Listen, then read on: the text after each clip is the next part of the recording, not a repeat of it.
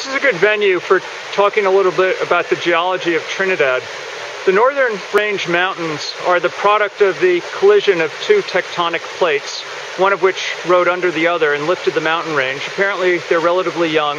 They consist of a diversity of stones. There's some pockets of limestone, some loosely packed sedimentary rock, a lot of metamorphic rock. But when you have this kind of uplifting in combination with heavy rainfall, what you get is very heavy erosion. And what you can see here upstream are a series of small waterfalls, and then you can see that the banks on the side of the stream are very steep. Generally, what we find in our study sites is that the streams flow through these very steep-sided ravines, and as a consequence of the erosion, are punctuated with waterfalls. This one, you have the one in the foreground, and then there's another one behind it that you can see above. So the total drop over a fairly short distance here is probably on the order of 10 meters or more, and we see this very often. It's this steepness in these waterfalls that defines what this area is like as a study site.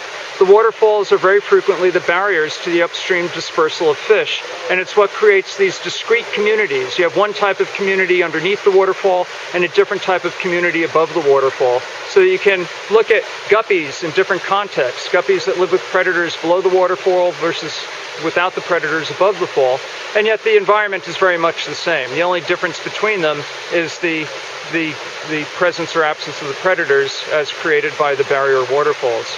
The other thing is that if you look at these steep embankments, they're covered by vegetation, and so they have sort of a soft and inviting appearance. But if you strip that vegetation away, what you would have instead would be forbiddingly steep cliffs and rocky cliff faces and boulders, so that it's a very steep and challenging kind of terrain to walk through. What we do when we're accessing our sites most often is that we use the river as our roadway. The river is a predictable, level pathway through much of the forest, except when you happen to hit these waterfalls. And when we meet waterfalls or steep rocky chasms that the river's running through, then we have to construct trails up and around them. Sometimes we actually climb up through them, but we usually try to find a safe path.